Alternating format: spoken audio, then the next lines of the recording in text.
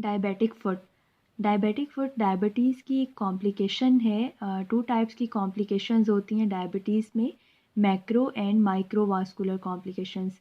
Macrovascular complications vessels को involve करती हैं और लार्ज वेसल्स जो होती हैं, और जो माइक्रोवास्कुलर कॉम्प्लिकेशंस हैं वो किडनी, रेटिना और नर्व्स को इन्वॉल्व करती हैं। तो नर्व्स की इन्वॉल्वमेंट और वेसल्स की इन्वॉल्वमेंट की वजह से, अगर फुट की नर्व्स और वेसल्स इन्वॉल्व हों तो उसकी वजह से डायबिटिक फुट होता है।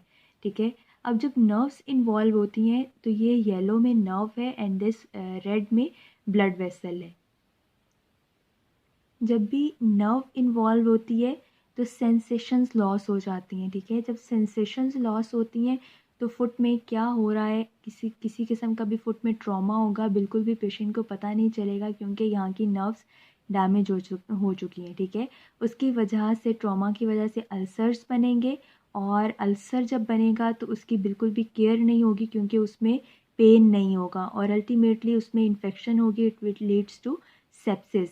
अच्छा, जब भी नर्व डैमेज होती है तो स्टार्ट में उसमें पेन और नमनेस होती है, लेकिन लेटर ऑन वो पेन सेंसेशंस भी लॉस हो जाती हैं। इसी वजह से पेशेंट को जो भी उसके फुट के साथ हो रहा होता है, अल्सर, सेप्सिस वगैरह बन रही होती है, पेशेंट को उसका बिल्कुल भी आइडिया नहीं होता क्योंकि उसको बिल्कुल पेन नहीं हो रहा होता लेट स्टेज पे। इवन एक स्टेज ऐसी आती है जब फुट के जॉइंट्स भी इन्वॉल्व हो जाते हैं, उसको हम चारकॉर्ड जॉइंट्स कहते हैं। ये चारकॉर्ड जॉइंट्स डायबिटीज़ के लिए स्पेसिफिक नहीं है, ये सिफिलिस में भी हो सकते हैं, स्पाइनल कॉर्ड इंजरी और डिफरेंट अदर डिजीज़ में भी हो सकते हैं। जॉइंट्स इन्वॉल्व हो जाते हैं या बोन्स हम कह लें, वो इन्वॉल्व हो जाती हैं फुट की। लेकिन मोस्ट कॉमन कॉज इसकी डायबिटीज़ ही है। इसके अलावा अगर फुट की वेसल्स इन्वॉल्व हो जाएंगी तो जब भी वास्कुलर इस्कीमिया होता है, वेसल्स ऑक्लूड होती हैं, तो आपने जनरल सर्जरी में पढ़ा होगा, उसके डिफरेंट स्टेप्स होते हैं। सबसे पहले चलते हुए पेन होता है, दिस इज़ कॉल्ड क्लॉडिकेशन। फिर रेस्ट पे पेन होता है, रेस्ट पेन, अल्सर्स बनते हैं, अल्टीमेटली लास्ट स्टेप क्या होता है, गैंग्रीन बन जाता है। इस इमेज में आप देखो, अगर नर्व्स इन्वॉल्व होंगी तो चारकॉट फुट, न्यूरोपैथिक अल्सर्स और टोज का क्लॉ, मतलब क्लॉ हो जाएंगे, स्टिफ हो जाएंगे। स्टिफनेस की वजह से बिल्कुल जिस तरह एक पंजे की शेप होती है, बिल्कुल उस तरह से हो जाएंगे। इसकी कॉज क्या है कि जब नर्व्स डैमेज होती हैं तो मसल्स जो है वो या तो कॉन्ट्रैक्ट हो जाते हैं या एट्रोफी हो जाती है मसल्स की। उस इम्बैलेंस की वजह से क्लॉइंग होती है टोस की, अल्सर्स बनते हैं, और चारकॉट फुट लेट स्टेज पे होता है क्योंकि सेंसेशंस ही लॉस हो जाती है बिकॉज ऑफ नर्व डैमेज। जब भी वेस्कुलर डिजीज़ होती है उसकी वजह से गैंग्रीन होता है। डायबिटिक फुट की स्क्रीनिंग के लिए हम 2 टेस्ट परफॉर्म करते हैं। एक तो सेंसेशंस असेस करते हैं कि क्या फुट में सेंसेशंस हैं, दूसरा फुट की पल्स चेक करते हैं। 2 पल्स, डॉर्सैलस पीडस और पोस्टीरियर टिबियल आर्टरी, यहाँ से पल्स लेके चेक करते हैं कि पल्स प्रेजेंट है, ब्लड वेसल्स फुट की इंटैक्ट हैं या नहीं इंटैक्ट। ठीक है, उसके बाद हम उसको ट्रीट किस तरह से करते हैं। ट्रीटमेंट, एक तो अल्सर्स को ट्रीट करते हैं और दूसरा हम लोग चारकॉट फुट मीन्स के जब जॉइंट्स वगैरह इन्वॉल्व हो जाते हैं, बोन्स इन्वॉल्व हो जाते हैं, उसको ट्रीट करते हैं।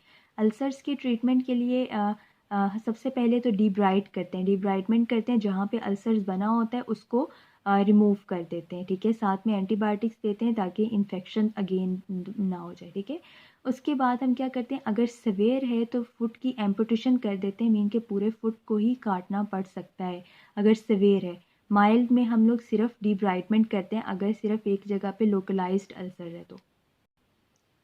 चारकॉट फुट में बोन डिस्ट्रॉय हो जाती है, इस वजह से बोन को इमोबिलाइज कर देते हैं, पूरे फुट को इमोबिलाइज कर देते हैं। उसके लिए प्लास्टर कास्ट अप्लाई करते हैं और जितना भी वेट बेयरिंग काम होता है उसको अवॉइड करने का ऐसे पेशेंट्स को कहते हैं। डायबिटीज़ के हर साल के बाद पेशेंट को बेसिकली असेस किया जाता है कि कहीं उसको कोई कॉम्प्लिकेशन, डायबिटिक फुट वगैरह तो नहीं उसको डेवलप हो गया। तो उसके लिए पेशेंट को कैटेगराइज़ किया है, कुछ पेशेंट लो रिस्क होते हैं, कुछ मॉडरेट रिस्क और कुछ हाई रिस्क होते हैं। इन पेशेंट्स को एनुअली चेक करते हैं ताकि असेस कर सकें कि इनके फुट में कोई प्रॉब्लम्स तो नहीं है, या कोई माइक्रो और मैक्रोवास्कुलर कॉम्प्लिकेशंस तो डेवलप नहीं हो गई। अगर सिर्फ सेंसेशंस लॉस हैं, पल्स वगैरह प्रेजेंट हैं, ये लो रिस्क पेशेंट हैं। ठीक है। अगर सेंसेशंस भी इम्पेयर हो गई हैं, पल्स भी एब्सेंट है और केयरलेस या डिफॉर्मिटी बन गई है, दीज आर मॉडरेट रिस्क, इनके अंदर डायबिटिक फुट हो सकता है। ठीक है। और अगर प्रीवियस कोई अल्सर रह चुका है, अब सेंसेशंस अगेन लॉस हो गई हैं, पल्स भी एब्सेंट है, केयरलेस भी बन गया है, इट मीन्स कि ये पेशेंट्स हाई रिस्क हैं। इन सब को एनुअली असेस करना है डायबिटिक फुट के लिए। लेकिन अगर कोई एक्टिव अल्सर है, गैंग्रीन बन गया है और रेडनेस और हॉट है फुट, तो उस केस में अर्जेंटली रेफ़र करना है पेशेंट को। पोडियाट्रिक्स फुट स्पेशलिस्ट को कहते हैं, उसके पास यूजुअली हम रेफ़र करते हैं या मल्टी डिसिप्लिनरी टीम होती है, उसमें डायबिटिक स्पेशलिस्ट, पोडियाट्रिक्स और वास्कुलर सर्जन सारे ही ये एक मल्टी डिसिप्लिनरी टीम बनाते हैं। इन सब की तरफ ही रेफ़र कर सकते हैं पेशेंट को। डायबिटिक फुट की प्रिवेंशन के लिए पेशेंट को केयर करने के लिए कहना है। केयर में उसको एक तो कहना है कि वो फुट को डेली इंस्पेक्ट करे, वॉश करे और मॉइस्चराइज़ करे ताकि ड्राइनेस ना हो। और अगर कोई भी माइनर ट्रॉमा है तो पेशेंट को इंस्पेक्शन पे पता चल जाए। नेल्स कट करने हैं, ठीक है, बगैर शूज़ के बिल्कुल भी नहीं चलना। और अगर माइनर सा भी कोई कट लग जाए तो उसके ऊपर स्टीराइल ड्रेसिंग अप्लाई करनी है। ठीक है। और अगर पेशेंट हाई रिस्क है, मीन्स कि कोई प्रीवियस अल्सर, सेंसेशंस लॉस या केयरलेस बन गया है, तो उस केस में टेम्परेचर से भी अवॉइड करना है कि बहुत लो टेम्परेचर या बहुत हाई टेम्परेचर से भी केयर करनी है।